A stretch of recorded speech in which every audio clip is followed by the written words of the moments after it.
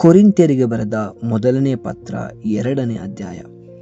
ಸಹೋದರರೇ, ದೇವರ ಸತ್ಯಾರ್ಥವನ್ನು ಸಾರಲು ನಿಮ್ಮಲ್ಲಿಗೆ ನಾನು ಬಂದಾಗ ವಾಕ್ಚಾತುರ್ಯವನ್ನಾಗಲಿ ಜ್ಞಾನ ಭಂಡಾರವನ್ನಾಗಲಿ ಪ್ರದರ್ಶಿಸುತ್ತಾ ಬರಲಿಲ್ಲ.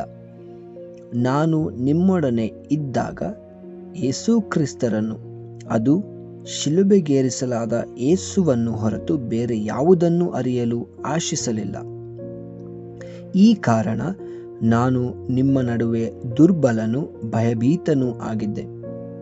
ನನ್ನ ಬೋಧನೆ ಹಾಗೂ ಮಾತುಕತೆ ಕೇವಲ ಬುದ್ಧಿವಂತಿಕೆಯಿಂದಾಗಲಿ ಮಾತಿನ ಚಮತ್ಕಾರದಿಂದಾಗಲಿ ಕೂಡಿರಲಿಲ್ಲ.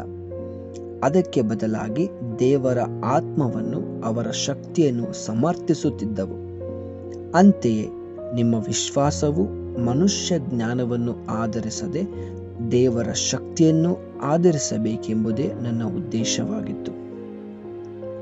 ನಾನು ಪರಿಣಿತರೊಂದಿಗೆ ಜ್ಞಾನವನ್ನೇ ಕುರಿತು ಮಾತನಾಡುತ್ತೇನೆ, ಆದರೆ ಇದು ಇಹಲೋಕದ ಜ್ಞಾನವಲ್ಲ, ಅಳಿದು ಹೋಗುವಂಥ ಅಧಿಪತಿಗಳ ಜ್ಞಾನವೂ ಅಲ್ಲ. ನಾನು ಸಾರುವ ಜ್ಞಾನ ದೇವರ ನಿಗೂಢ ಜ್ಞಾನ, ಮಾನವರಿಗೆ ಮುಚ್ಚಿಟ್ಟ ಜ್ಞಾನ, ನಮ್ಮನ್ನು ಮಹಿಮೆಗೊಳಿಸುವುದಕ್ಕಾಗಿ ಲೋಕದ ಉತ್ಪತ್ತಿಗೆ ಮೊದಲೇ ದೇವರು ನಿಯೋಜಿಸಿದ ಜ್ಞಾನ. ಲೋಕಾಧಿಪತಿಗಳಾರಿಗೂ ಇದರ ಅರಿವಿರಲಿಲ್ಲ. ಹಾಗೆ ಅರಿತಿದ್ದರೆ ಆ ಮಹಿಮಾನ್ವಿತ ಪ್ರಭುವನ್ನು ಅವರು ಶಿಲುಬೆಗೆ ಏರಿಸುತ್ತಿರಲಿಲ್ಲ. ಪವಿತ್ರ ಗ್ರಂಥದಲ್ಲಿ ಹೇಳಿರುವಂತೆ, ಕಣ್ಣಾವುದೂ ಕಂಡಿಲ್ಲ, ಕಿವಿಯಾವುದೂ ಕೇಳಿಲ್ಲ, ಮನುಜ ಕಲ್ಪನೆಗೂ ಎಟುಕಲಿಲ್ಲ. ಅಂಥ ಅತಿಶಯಗಳನ್ನು ಸಜ್ಜುಗೊಳಿಸಿರುವನು ತನ್ನ ನುಲಿದವರಿಗೆ ಪರಮದೇವನು. ನಮಗಾದರೂ ದೇವರು ಪವಿತ್ರಾತ್ಮ ಅವರ ಮುಖಾಂತರ ಇವುಗಳನ್ನು ಪ್ರಕಟಿಸಿದ್ದಾರೆ. ಸಕಲವನ್ನು ಹಾಗೂ ದೇವರ ಅಂತರಾಳವನ್ನು ಅವಲೋಕಿಸುವವರು ಈ ಪವಿತ್ರಾತ್ಮರೇ. ಮಾನವನ ಆಲೋಚನೆಗಳನ್ನು ಅವನ ಅಂತರಾತ್ಮವಲ್ಲದೆ ಮತ್ತಾರು ಬಲ್ಲರು? ಅಂತೆಯೇ ದೇವರ ಆಲೋಚನೆಗಳನ್ನು ಪವಿತ್ರಾತ್ಮರಲ್ಲದೆ ಬೇರೆ ಯಾರೂ ಅರಿಯಲಾರರು.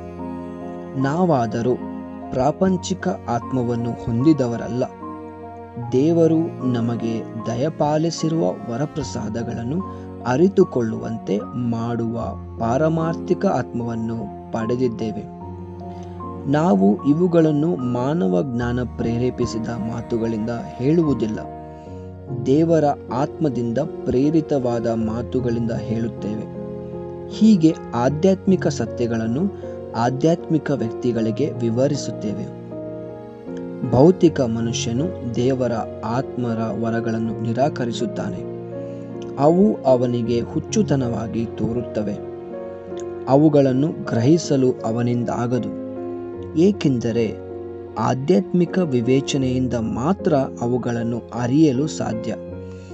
ದೇವರ ಆತ್ಮವನ್ನು ಹೊಂದಿದವನು ಎಲ್ಲವನ್ನು ವಿಚಾರಣೆ ಮಾಡಿ ತಿಳಿದುಕೊಳ್ಳುತ್ತಾನೆ. ಅವನನ್ನು ಯಾರೂ ವಿಚಾರಣೆಗೆ ಗುರಿ ಮಾಡಲಾಗದು. ಪ್ರಭುವಿನ ಮನಸ್ಸನ್ನರಿತವರಾರು, ಪ್ರಭುವಿಗೆ ಉಪದೇಶಿಸುವವರಾರು ಎಂದು ಲಿಖಿತವಾಗಿದೆ. ನಾವಾದರೂ ಕ್ರಿಸ್ತ ಯೇಸುವಿನ ಮನೋಭಾವನೆಯುಳ್ಳವರು.